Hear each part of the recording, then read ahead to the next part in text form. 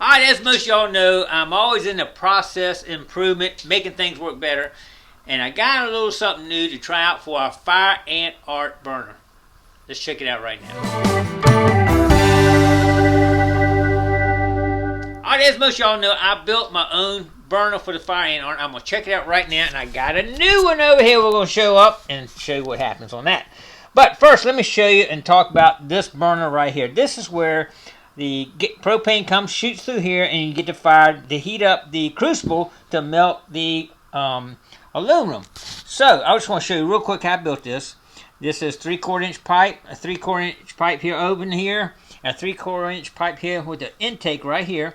I actually looked at the design on online, and then I kind of redesigned it. So this is kind of a Gigmaster design somewhat, because I made a couple changes. But as you know, one thing, this is a piece of brass pipe right here, and what you have to do is drill, I think it's a number 47 if I remember right, a hole in it like this right here. You know, it'll be drilled in here. It's actually in the center right here. So you got to move this back and forth to make sure you get it in the center, and you have to twist it this way to make sure it's shooting perfectly straight down this line. So that's a little bit tricky, because at first when I was tightening this, it turned a little bit and didn't burn right. Had to readjust that. And then what I did, I put this in here. It's a brass screw in, and that tightens up against this and holds it really tight. And you see it's got a little bit of bend to it because I tightened it up there. But that holds it once you line it up, and hopefully looking down in here you see the hole and you straighten it up, tighten this up, and then it's good to go. Well, it still might be just a millimeter off here and not burn quite as efficiently. So, and I'm always thinking about that, because as I'm doing it, sometimes it wants to kind of sputter or something. But sometimes the air too, when it's blowing at all, the air has a major effect on the intake here, and I have to put stuff around to keep it air from blowing across, because it changes the fire coming out. So anyway, we've kind of avoided some of those situations when we did the fire ant art, and it worked. I don't have any, you know, it did work. It had a couple of issues, but I want to get more efficient at it, and I'm hoping this right here is going to do it. This is one I found online, and it's actually built very similar to the one I built. As you can see, it's the exact same length, exactly, but there's a couple of things that are different that I like. Let's talk about those. First, stainless steel. You can see this is starting to rust and deteriorate a little bit. I don't think that would ever be a problem, but the stainless steel will definitely keep any kind of deterioration get inside, flaking off into it. Alright, one of the main things I like about this one is the jet. You see it shooting straight down. There's no issue with it being crooked, twisted like mine could be.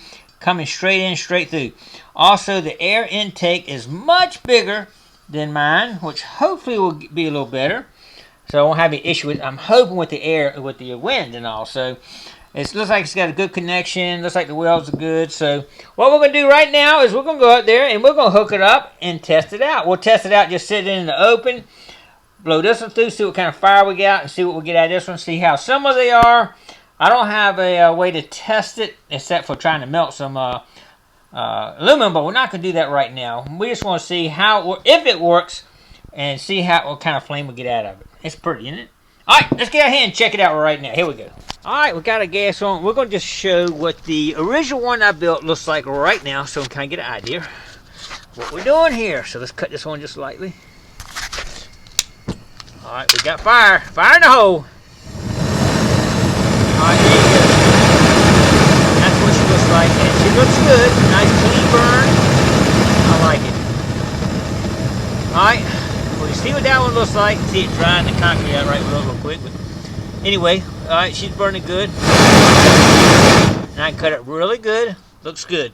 Alright, now we've got that shown what it does with the one that I built. Let's look at the one that was built from China. $26.50, which is not a bad price on it.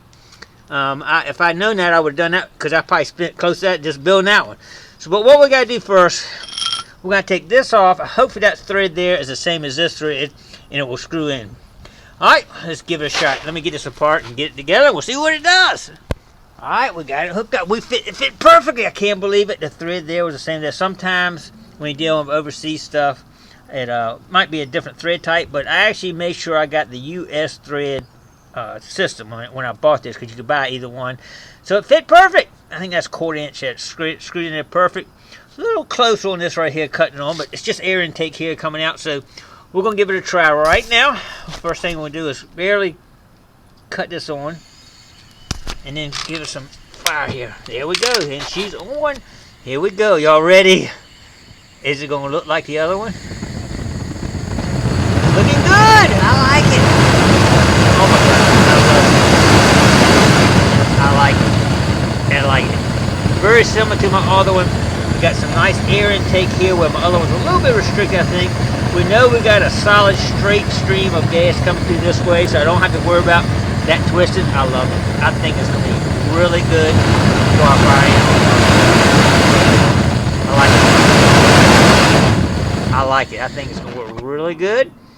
And I feel a little safer with this one versus the other one where that thing could get twisted and cause a problem with gas backup or something. So this is definitely built a little better than the Gigmaster was built. I like it. Looking good in there.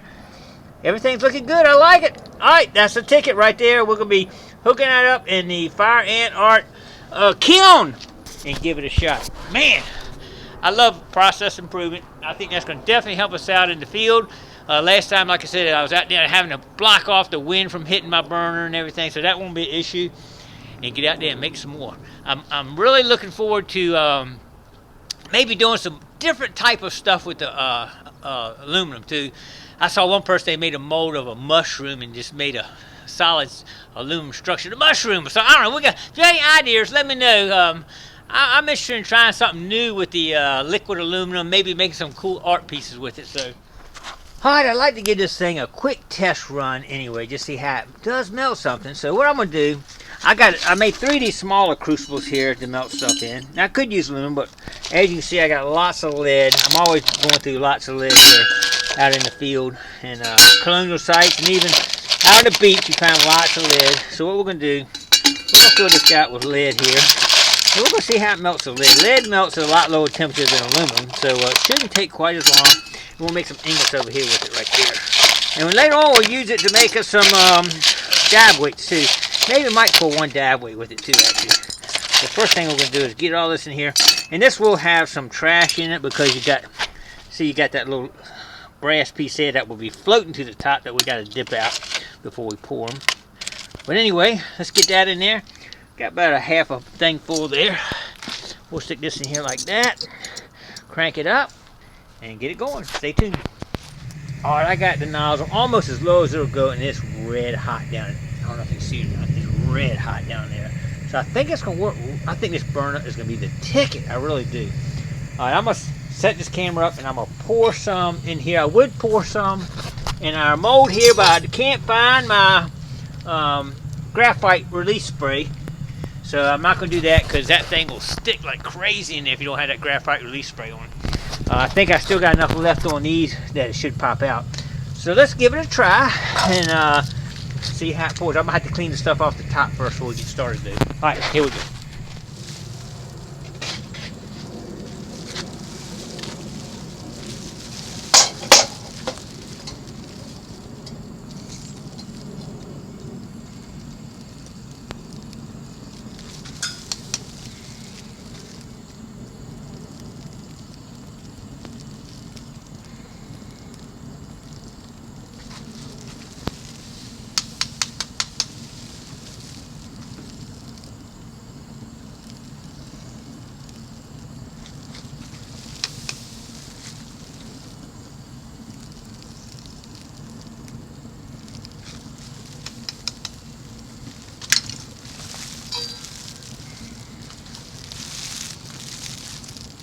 Here we go.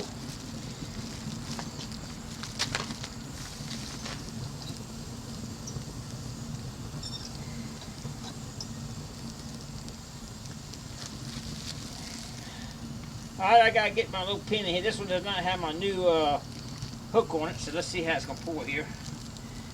Here we go. Here we go. Melted lead. Alright, looking good so far.